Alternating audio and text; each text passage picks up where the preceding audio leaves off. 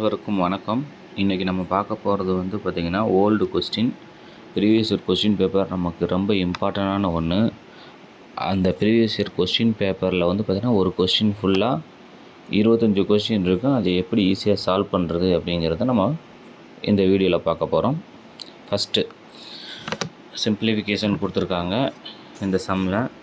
அதாவது இன்ட்டு என்பது வகுத்தல், மைனஸ் என்பது பெருக்கல், வகுத்தல் என்பது ப்ளஸ், ப்ளஸ் என்பது மைனஸ் அப்படின்னு கொடுத்துட்டு ஒரு இதை சால்வ் பண்ண சொல்லியிருக்காங்க. இப்போ இதை எப்படி சால்வ் பண்ணுறது அப்படிங்கிறத பார்க்கலாம் வாங்க.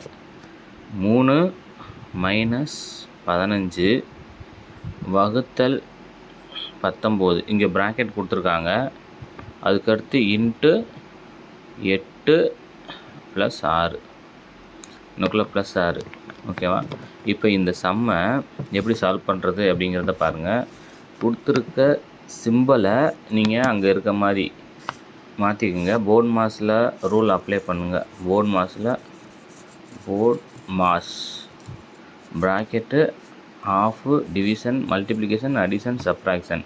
இப்போ ப்ராக்கெட் எங்கே இருக்கோ அதை ஃபஸ்ட்டு செய்யணும். ப்ராக்கெட் இங்கே இருக்கா? அப்போ ப்ராக்கெட்டுக்குள்ளே போர்ட் மாஸ் ரூலை வந்து பார்க்கணும். ஃபஸ்ட் எடுத்தோன்னா ப்ராக்கெட்டுக்குள்ளே எந்த இது இருந்தாலும் அதை பார்த்துட்டு தான் அதுக்கடுத்து வெளியில் பார்க்கணும். சரிங்களா?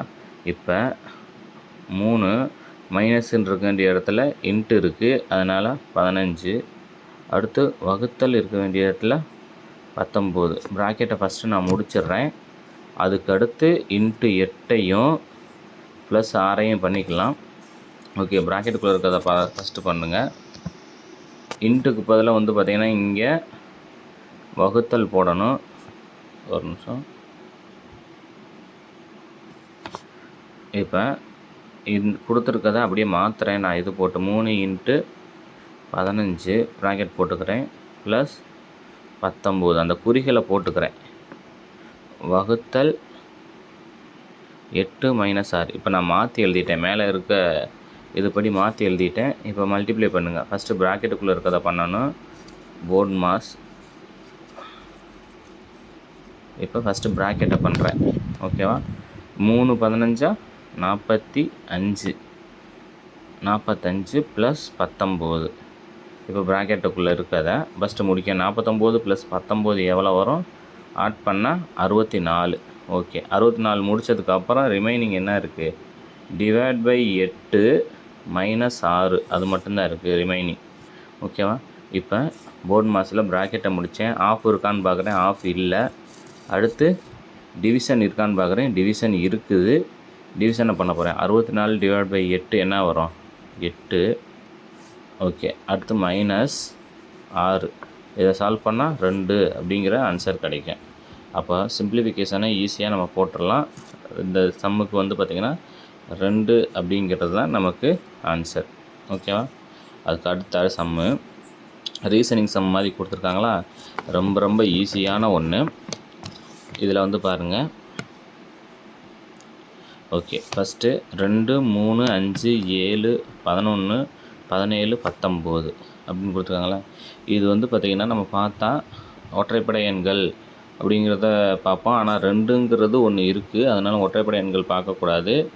ரீசனிங் போட்டு பார்க்கணும். போட முடியல அப்படின்னா வந்து பார்த்திங்கன்னா கொடுத்துருக்க எண்கள் எல்லாமே பகா எண்கள், ப்ரைம் நம்பர்ஸ், ப்ரைம் நம்பர்ஸ் பகா எண்களாக கொடுத்துருக்காங்க. அப்போ இதில் 2 3 5 7 11 13 17 19 21 வராது. அதுக்கடுத்து 23 தான் ப்ரைம் நம்பர். அப்போ கொடுத்துருக்கிறதுல நெக்ஸ்ட் ப்ரைம் நம்பர் எது அப்படின்னா வந்து பார்த்திங்கன்னா 23 பகா எண்கள். பகா எண்கள் கான்செப்ட் தெரிஞ்சால் போதும். இப்போ பகா எண்களில் வந்து பார்த்திங்கன்னா எப்படி என்னென்ன இதில் தெரியணும் அப்படின்னா 1 to 100 வரைக்கும் உள்ள பகா எண்களின் எண்ணிக்கை மொத்தம் எத்தனை அப்படின்னா 25. இதே 1 to 50 வரைக்கும் உள்ள பகா எண்கள்னு கேட்டாங்கன்னா மொத்தம் 15 பகா எண்கள் இருக்குது. சரிங்களா? மொத்தம் 15. ஓகே, அப்போ 50 to 100க்குள்ளே எத்தனை இருக்கும்? ரிமைனிங் 10 இருக்கும். ஓகேவா? மொத்தம் டோட்டலாக 100க்குள்ளேனா 25. இதனால் ஞாபகம் வச்சுக்கோங்க. அதுவும் இல்லை அப்படின்னா எனக்கு இடையில கேட்குறாங்க அப்படின்னா இந்த நம்பர் ஞாபகம் வச்சுக்கோங்க.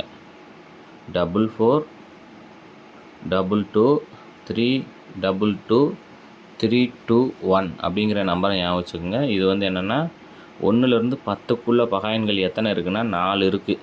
அந்த 4 தான் 2, 3, 5, 7. சரிங்களா? அதுக்கடுத்து 10 to 20க்குள்ளே எத்தனை பகாயன்கள் இருக்குது? அதுவும் 4 தான். 11, 13, 17, 19. சரிங்களா? ஓகே. அதுக்கடுத்து இது வந்து 20 to 30க்குள்ளே எத்தனை பகாயன்கள் இருக்கும்? 1, 23, இன்னொன்று 29,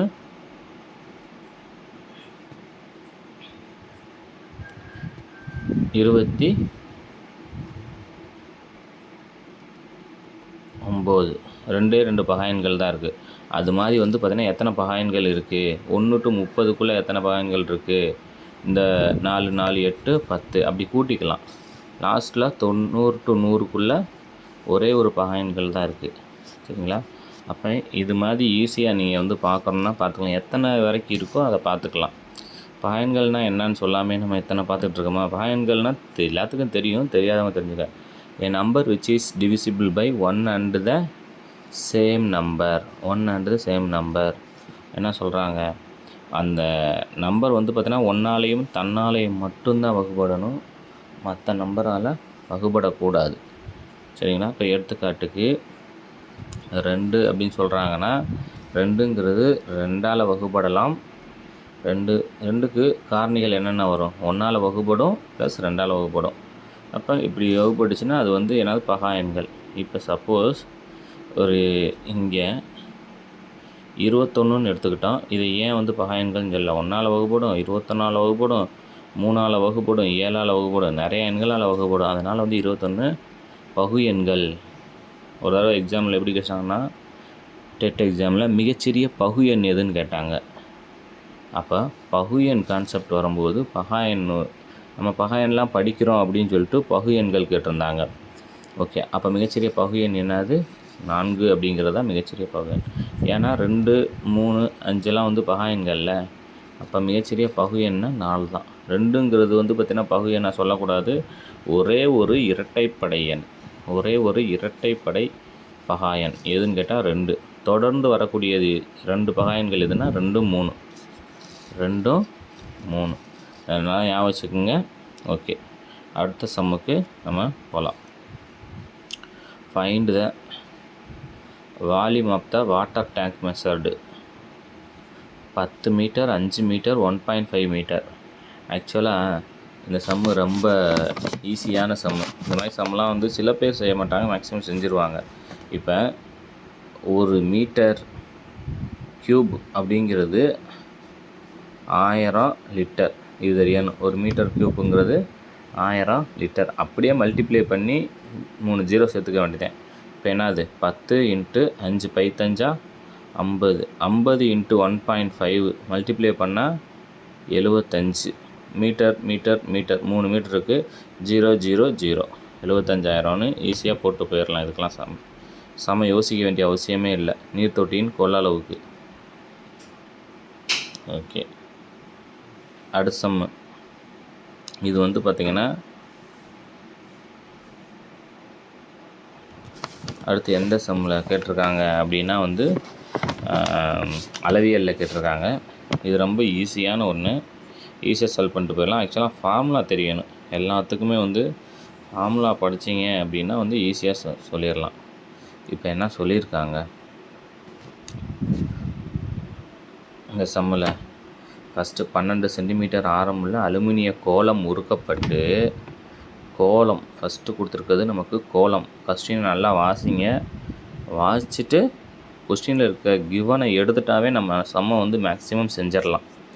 இது வந்து கோலம். அடுத்து 8 சென்டிமீட்டர் ஆரம். அப்போ இதுவும் ஆரம், இதுவும் ஆரம். 2 ஆரம் கொடுத்துருக்காங்க. ஃபஸ்ட்டு கோலம் கொடுத்துருக்காங்க, அடுத்து உருளை கொடுத்துருக்காங்க. அப்போ ஃபஸ்ட்டு கோலம், அதுக்கடுத்து ஈக்குவல் டு உருளை. அப்போ 2 ஆரத்தையுமே கோலம் ஃபார்முலாவை தெரியணும், உருளை ஃபார்முலா தெரியணும். 2ஐயும் சப்ஸ்டியூட் பண்ணி நம்ம கண்டுபிடிச்சிடலாம். ஓகேவா? இப்போ கோலத்துக்கு ஃபார்முலா என்ன? சரியா? கோலத்துக்கு πr squared H, 5r squared H. சரிங்களா, உயரம் தான் கேட்டிருக்காங்க, அதனால் ஹைட்டு தான் நம்ம கேட்டிருக்காங்க, அதனால் இது கூட. அடுத்து என்ன கேட்டிருக்காங்க, உருளைக்கு கோலத்துக்கு தான் இது உருளைக்கான ஃபார்முலா. உருளைக்கு வந்து ஃபார்முலா, கோலத்துக்கு வந்து ஃபார்முலா 4/3 πr3. ஓகேவா. இப்போ ஆரத்தை 2 பக்கம் சப்ஸ்டியூட் பண்ணி அடித்தா ஆன்சர், ஆரத்தை 2 பக்கம் சப்ஸ்டியூட் பண்ணி அடித்தா ஆன்சர் வந்துடும். அடித்து காமிக்கலாமா? ஓகே. இப்போ பை 2 பக்கமும் கேன்சல் பண்ணுங்கள். ஃபஸ்ட்டு பையும் 2 பக்கமும் கேன்சல் பண்ணுவீங்க. இப்போ இது வந்து என்னது, உருளைக்கு ஆரம் எவ்வளோ கொடுத்துருக்காங்க, 8ன்னு கொடுத்துருக்காங்க. 8 × 8 r ஸ்கொயர்னால 8 × 8 ஹைட்டு தான் கேட்டிருக்காங்க. இதை அப்படியே வச்சுக்கிட்டேன் 4/3. ஓகேவா. அப்போ அதே மாதிரி இங்கே ஆரம் வந்து 12 கொடுத்துருக்காங்க. அப்போ 4/3 × 12 × 12 × 12. சரிங்களா. இந்த ஹச்சை மட்டும் இங்கிட்டு வச்சுக்கிட்டு மீதத்தை அங்கிட்டு கொண்டு போயிடணும். ஹச்சை மட்டும் இங்கிட்டு வச்சுக்கிட்டு மீதத்தை அங்கிட்டு கொண்டு போய் சால்வ் பண்ணோம் அப்படின்னா வந்து பார்த்திங்கன்னா ஆன்சர் வந்து இதுக்கு 36 அப்படின்னு வரும். ரொம்ப ஈஸியாக தான் இருக்கும். ப்ளஸில் இருக்கிறது அந்த பக்கம் போச்சுன்னா மைனஸில் வரும். அந்த மாதிரி சின்ன கான்செப்ட் மட்டும் தெரிஞ்சால் போதும், ஈஸியாக அந்த சமம் முடிச்சிடலாம். 36ங்கிறது ஆன்சர். நெக்ஸ்ட் சம் பாருங்கள். பின்வருவனவற்றில் 1000 அசலுக்காக ஓராண்டுக்கு 10% என்ற வீதத்தில் தனிவட்டி என்னது? இதெல்லாம் ரொம்ப ஈஸியான கொஷின். இருக்கிறதுலையே உலகத்திலே ஈஸியான கொஷின்னா இதாக தான் சொல்லணும். ஓகே. 1000 10% தனிவட்டி 100 ஆன்சர். 2 0 0 கேன்சல் 100. ரொம்ப ஈஸியான கொஷின். 1000 ரூபாய்க்கு 10%ங்கிறது எல்லாத்துக்கும் தெரியும் இந்த கொஷின். அதே மாதிரி இதெல்லாம் வந்து fact question. Simple interest equal to PNR/100. அதில் சப்ஸ்டியூட் பண்ணால் டேரெக்டாக ஆன்சர் வந்துடும். 100 டிவைட் பை எக்ஸ் அப்படிங்கிறது டேரெக்டாக வந்துடும். இந்த சம்லாம் எல்லோரும் போட்டுருவீங்க அப்படின்னு நம்புகிறேன். தெரியல அப்படின்னா சொல்லுங்கள், நான் திரும்ப போட்டு காமிக்கிறேன். ஓகேவா. இதெல்லாம் ரொம்ப ஈஸியான சம்மு. இதை பாருங்கள், கொடுத்துருக்க சம்மை வந்து பார்த்திங்கன்னா அப்படியே எழுதியிருக்கேன். இப்போ நமக்கு இந்த மாதிரி சம்மில் ஈக்குவல் டு அப்படிங்கிற ஒரு சம் வந்துட்டாவே கொடுத்துருக்க ரேஷியோவை நம்ம என்ன பண்ணுறோம், சப்ஸ்டியூட் பண்ணி இந்த பக்கம் இருக்கிறது வருதா அப்படின்னு பார்த்தா முடிஞ்சிச்சு. இப்போ 3:4 ஆன்சர் நம்ம கொடுத்ததுனால நான் இதை சப்ஸ்டியூட் பண்ணி பார்க்குறேன். நீங்கள் எல்லாத்தையும் சப்ஸ்டியூட் பண்ணிங்கன்னா என்ன ஆன்சர் வருது அப்படிங்கிறது தெரிஞ்சிடும். இப்போ 3:4 எக்ஸுக்கு பதிலாக 3, ஒய்க்கு பதிலாக 5y, இது 3y. ஓகேவா. எக்ஸுக்கு பதிலாக 3, ஒய்க்கு பதிலாக 4 சப்ஸ்டியூட் பண்ணுங்கள். இப்போ இதில் என்ன வரும், 2 3 6 வரும். இங்கே 3 12 வரும். ஒய்க்கு வந்து 4 தானே. ஓகே. கீழே வந்து பார்த்திங்கன்னா 3 9 ப்ளஸ் 5 20. இதை ஆட் பண்ணால் என்ன வரும், சிம்பிளானது தான். 18/29 வருது. ஆக்சுவலாக நீங்கள் இதை சால்வ் பண்ணி நீங்கள் XY கண்டுபிடிக்கலாம். ஆனால் ஆன்சரில் இருக்கிறத போட்டு பார்த்தா ஈஸியாக வந்துடும். எக்ஸுக்கு பதிலாக பாருங்கள், எக்ஸுக்கு பதிலாக 3ஐயும் ஒய்க்கு பதிலையும் 4ஐயும் மேலே இருக்க ஈக்குவேஷனில் சப்ஸ்டியூட் பண்ணி எனக்கு இது வந்தால் எக்ஸோட ஒய், x/y ஆன்சர் இது தானே. அப்போ 3:4 சப்ஸ்டியூட் பண்ணி எனக்கு 18/29, அதாவது ஈக்குவேட் பண்ணுறோம். சரிங்களா. சரியாக வருதா அப்படின்னு செக் பண்ணால் இது ஈஸியாக முடிஞ்சிடும் இந்த மாதிரி சம்லாம். ஓகே. அடுத்த சம் பாருங்கள். இந்த மாதிரி ரேஷியோ சம் கொடுத்துருந்தாங்கனாவே AD = BC அப்படின்ற ஃபார்மேட் தான் கொடுத்துருக்க. ஃபஸ்ட்டு வந்து ABCD 4 வேல்யூவை நான் ABCDன்னு வச்சுக்கணும். ஆக்சுவலாக இப்போ C கேட்குறாங்கன்னு அர்த்தம். ஏக்கு பதிலாக எவ்வளோ, ஏக்கு பதிலாக 5, டிக்கு பதிலாக 12, பிக்கு பதிலாக 6, சி தான் கேட்குறாங்க. AD = BC. இப்போ இந்த 6 இந்த பக்கம் இன்ட்டில் இருக்க இங்கிட்டு வந்துச்சுன்னா டிவைட் பையில் வரும். சரிங்களா. 1 6 6, 2 6 12, 2 10. சியோட வேல்யூ 10 அப்படின்னு ஈஸியாக போட்டுடலாம். மேக்ஸுங்கிறது ரொம்ப ரொம்ப ஈஸி அப்படிங்கிறத வந்து புரிஞ்சுக்கலாம். நம்ம தான் அதை வந்து கஷ்டமாக எடுத்துக்கிறோம். சரி, ரிமைனிங் சம்ம வந்து பார்த்தீங்கன்னா அடுத்த வீடியோவில் பார்ப்போம்.